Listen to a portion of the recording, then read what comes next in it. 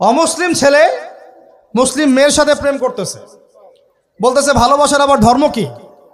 তুমি আমি একে অপরকে মহব্বত করি, ভালোবাসি, এর মধ্যে ধর্ম আসবে কেন? বলছে তুমি আমার ধর্মে দীক্ষিত হয়ে যাও অথবা আমি তোমার ধর্ম কবুল করে মুসলমান হয়ে যাব।